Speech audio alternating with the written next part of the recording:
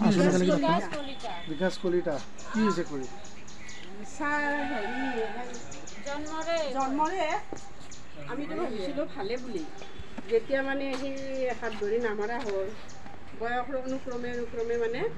এই সমৰটোত জন্ম পৰা হ'ল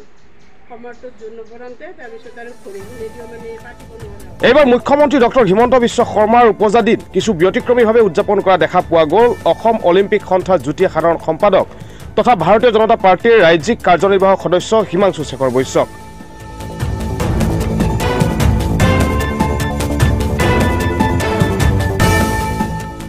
দৰিদ্ৰ পৰিয়ালৰ বিশেষভাৱে সক্ষম লোকক হুইল চেয়াৰ প্ৰদান কৰি মুখ্যমন্ত্ৰীগৰাকীৰ জন্মদিন পালন কৰিলে যুৱ নেতাগৰাকীয়ে। পলাশবাৰী সমষ্টিৰ অন্তৰ্গত তেজপুৰ অঞ্চলৰ শ্ৰী কুমুদ কলিতা আৰু শ্ৰী মীৰা কলিতাৰ বিশেষভাৱে সক্ষম পুত্ৰ শ্ৰী বিকাশ কলিতা আৰু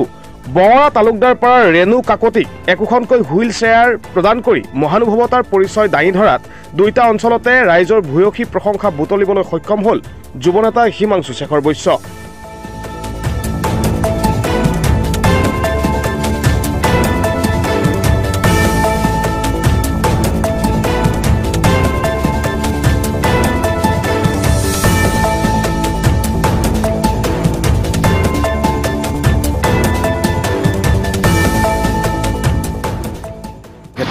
চাওক তেনেকুৱা নহয় মাননীয় মুখ্যমন্ত্ৰী ডক্টৰ হিমন্ত বিশ্ব শৰ্মাৰ আজি জন্মদিন উপলক্ষে পোনপ্ৰথমতে আমি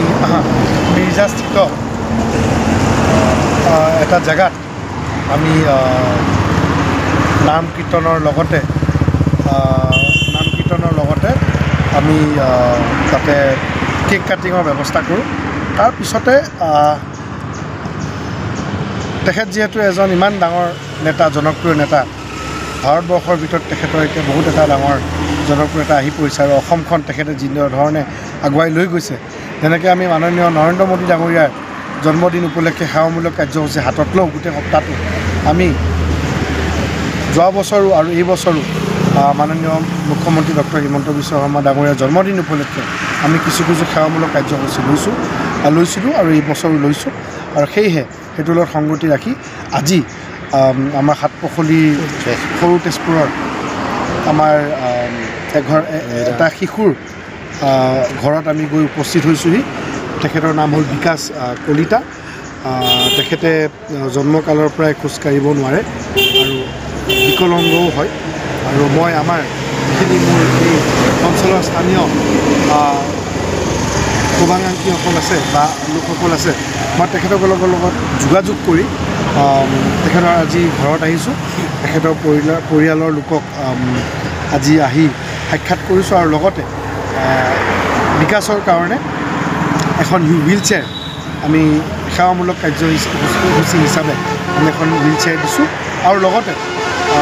ভৱিষ্যতৰ দিনবিলাকত কেনেকৈ আমি বিকাশৰ জীৱনটো উদ্ধাৰ কৰিব ইতিমধ্যে গম পাইছোঁ যে বিকাশে কোনো স্কুলত নাযায় বা বিভিন্ন চিকিৎসাৰো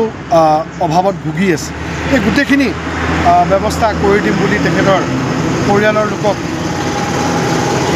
প্ৰতিশ্ৰুতি দিছোঁ আৰু ভৱিষ্যতৰ দিনত বিকাশক যাতে আমি আৰু সুন্দৰভাৱে সহায় কৰিব পাৰোঁ যাতে এটলিষ্ট নিজৰ জীৱন যাপন কৰিব পাৰে সেই পৰ্যায়ত যাতে আমি লৈ যাব পাৰোঁ তাৰে আজি আমি আলোচনা কৰি আৰু তেখেতসকলৰ লগত আমি মত বিনিময় কৰিম। চাওক এই কাৰ্যসূচীটোৰ লগতে মাননীয় মুখ্যমন্ত্ৰী মহোদয় লিখা তেখেতৰ এখন গ্ৰন্থও আমি যিসকল লোকে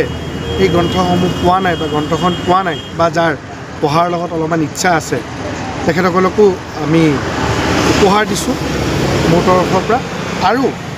এই যি হুইল চেয়াৰ বিতৰণৰ যি আমি সেৱামূলক কাৰ্যসূচী লৈছোঁ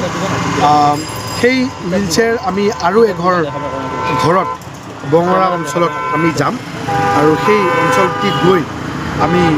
সেই ঘৰতো এনেধৰণৰ আন এটা কাৰ্যসূচী আমি হাতত